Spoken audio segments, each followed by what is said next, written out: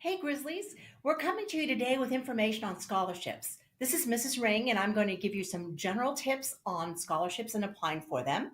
This is Esther Lipke, and I'm going to briefly mention the different foundation scholarships that you might find in the local community colleges. And I'm Miss Johnson, and I will be talking to you about the OSAC scholarships and the Oregon Promise. Let's start with just that basic information on scholarships. So, a lot of times we're talking here about what we call local scholarships. There's things within the city of McMinnville, the county, and also the state. But these are tips that you can use no matter what you apply for. So, general scholarship tips are what we're going to talk about. Also, what we call our pathway endorsements here at MHS. And also, we're going to be looking at community colleges and OSAC as we talked about. Okay, just that basic general scholarship information. If you go inside the counseling center in first hall, you'll see there's the scholarship wall. And that's where we're going to have those local and state and in some cases national scholarships for you.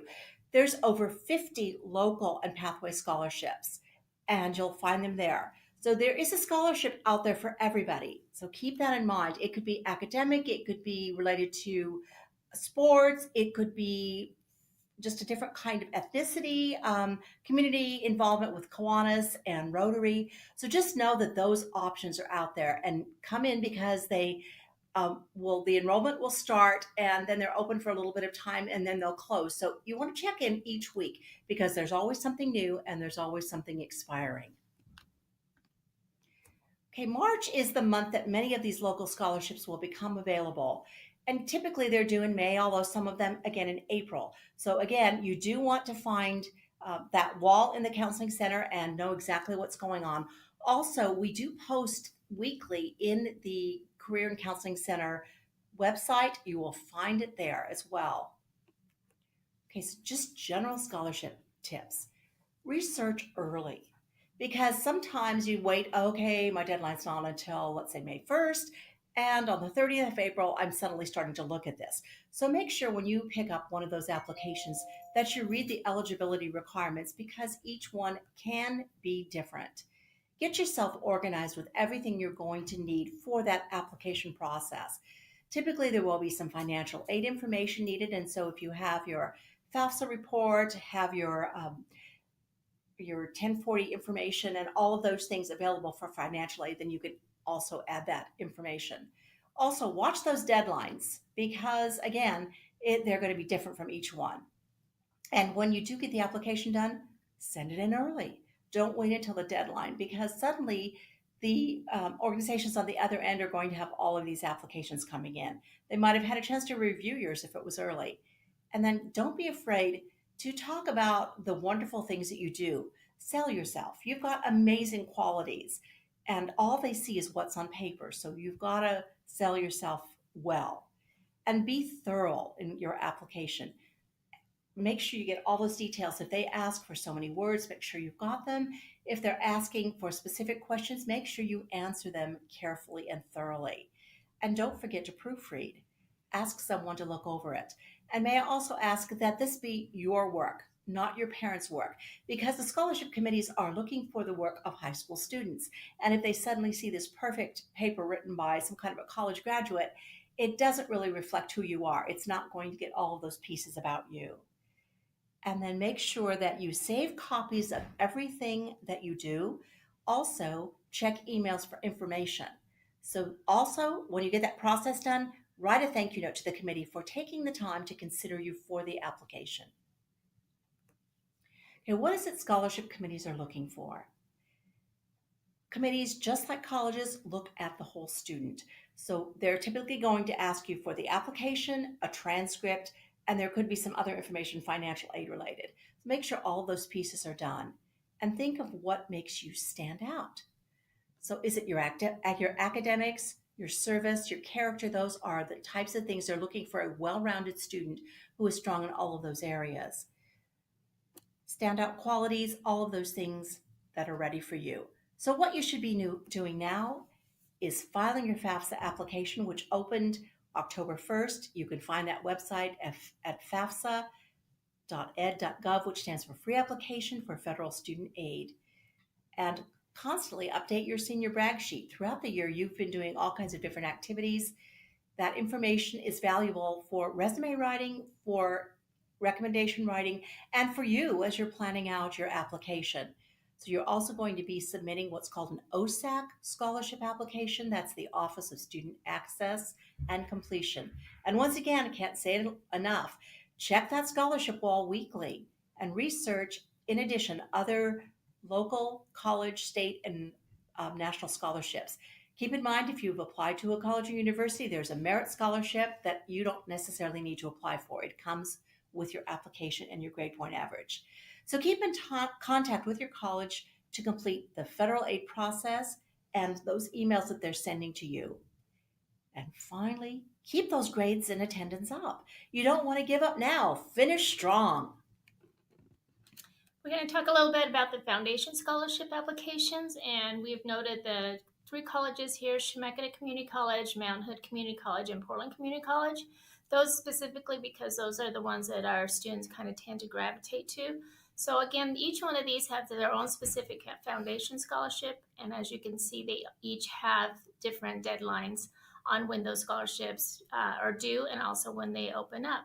It's a one-time application process, which opens up plus 100 plus scholarships, typical to the OSAC scholarship. Scholarships can be based on merit, need, and program of study, and that's where the FAFSA, completion of the FAFSA comes in.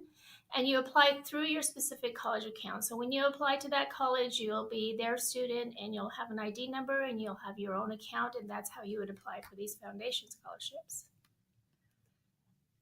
One thing that Chemeketa does that's on their own is they have what is called a Chemeketa Scholars. And this is free tuition up to 2 years for those students that are located in what they say is a Chemeketa district. And that information you can easily find on their website. But Yamhill County students and the surrounding high schools are in that district. So our high school seniors are eligible for this program if they meet the requirements. It's good for technical certificate and associate degree programs, and they also have a neat program where military discharge personnel can also qualify.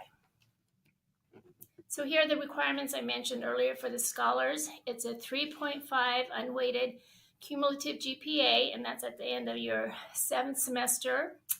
For the AccuPlacer, there's an AccuPlacer exam, reading, writing, and math. Chemeketa also will take qualifying Smarter Balance scores, which has been great for our students because a lot of our students have been able to complete that requirement, that placement, by submitting their Smarter Balance scores. If you are only able to submit one of your scores, for instance, if you need a math score, they have placement testing available to Chemeketa here on the Yamhill campus. You can sign up for independent testing, or they also have drop-in times available. The application for the scholars, it's an online application, and it opens up in February and is due late February and early March. And for our students specifically, Chemeketa allows our students to take the placement tests, the AccuPlacer, free once every calendar year.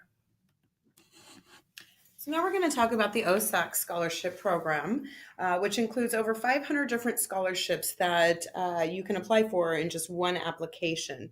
The scholarship opportunities are provided through generous donations of private individuals, businesses, civic organizations, employers, financial institutions, Oregon graduating high school seniors, as well as college graduate students. So you're going to want to continue to apply for these each year. And award amounts range from $500 to $1,000 or $10,000 or more, with about 28% of those awards that are worth at least $5,000. So make sure you're applying for the OSAC scholarships. The deadlines for the scholarships: February 15th, you have an early bird review deadline. This gives you the opportunity to correct any errors, and they'll send you some message letting you know that maybe you had errors, and you'll have the time to correct those. So it's always good to get that in early. The other great thing is that when you do that, you can also get put in for a drawing for a $1,000 scholarship just for getting that in and everything, being okay on it. The final deadline is going to be March 1st for that. But you kind of want to get that in prior to, because it does get pretty congested, the traffic and stuff, people trying to submit their applications on March 1st. So if you can get that in early. Some of the specific scholarship programs, and one of the big scholarships that OSAC has is the Ford Scholars. And this is for graduating high school seniors, community college transfers, and this can pay up to 90% of your college expenses. So this is a great reason to also do the OSAC, is to apply for the Ford Foundation Scholarship. The application requirements. So there's a few things that you're going to need for this. You'll create your student profile. Then you're also going to do 4 personal statements, 1,000 characters, about 150 words. And the good thing about this is that you can reuse a lot of these statements, just revise them for other scholarships as well. So keep those in your Google Docs and other places. Another thing that you're going to have to complete is an activities chart. It's never too early to start your activities chart, because we're looking at all those activities you've done since freshman year. It can be school activities such as clubs or sports or groups that you've done, volunteer work that you've done, also even in those sports and clubs, as well as in the community or with your family or through your church. And then also your paid work history. So if you have a job and you're working, that's another great thing that you're going to want to add on to that activity chart. Transcripts are a huge one. This is the number one reason why the OSAC scholarships are denied, because the transcripts are not added to it. So the easiest way to do this is to click on the button that says you're going to have the school verify that or upload your transcript. And you can print out a form which you would give to the registrar, and she makes sure that that gets uploaded for you. Make sure you're putting your student ID on that as well. And then scholarships, some of them will require additional documentation. It could be another essay. It could be a financial paper that you're going to have to also include. So make sure you're checking those. The student profile page. So you're going to want to make sure that you print your application when you get in there, and also continue to check that to make sure that they did receive it and it states valid application accepted. If there is an application problem, make sure you make the correction to that and submit it by the deadline that's needed. And then continue to check your profile for any awards that you receive. And keep getting in the habit of checking that, because those are not all done at the same time. And you also want to make sure to check your email as well. That way you can check on any of those scholarships. Begin to check late April, and again, keep checking on those through August. So students will receive their awards or accept their awards through the student profile again. And you also need to notify OSAC if you have any changes to your address. Maybe you've decided to change what school you're going to. That could affect some of those awards as well. If an award is, say, for a 4-year college, but you've decided to go to community, that could change whether you receive that award or not. So. And the post-secondary schools are going to verify that eligibility and then start receiving those funds through OSAC as well. So another great program that's also same kind of thing when you apply for your OSAC, it's going to throw a lot of the information that you've already done into the Oregon Promise application. Both are on the same website. The Oregon Promise is for students that are looking to go to community college. Still waiting to hear whether Western Oregon University will do a grant for this as well. So check their website and make sure you keep updated on that. You do need to complete your FAFSA or ORSA to be eligible for the Oregon Promise. And then also, same as the OSAC, there is a transcript request form, and you're just going to put that the school will do that. Unless you'd like to upload it yourself, but it's a lot easier if you could just send that request form, take it down to the registrar in the counseling center, and she will make sure that your GPA is verified. And again, rejected transcripts, not adding that is the number one reason for rejected applications, so please make sure you're getting those included. To be eligible for the Oregon Promise, you do need to have your high school diploma and be an Oregon resident for the last 12 months. Enroll in a community college, and you do have to do this within 6 months of completing your high school or getting your GED. Your cumulative GPA does have to be a 2.5 or better. So if you haven't quite gotten that, make sure you're getting those grades up so that you can make yourself eligible for this program before the end of the year. and then also accept all those state and federal grants awarded. So here's just a little overview. There's mapping the process. So looking at scholarship eligibility, keep in mind this is a competition. You are working against and with other students that are trying to get the same funding. So what do you need to look at? You and your family may have some unique situations. Maybe they're employees of Nike or some other business that has scholarship opportunities another student here doesn't have. What kind of interests do you have? Are there clubs you belong to? Are there anything offered?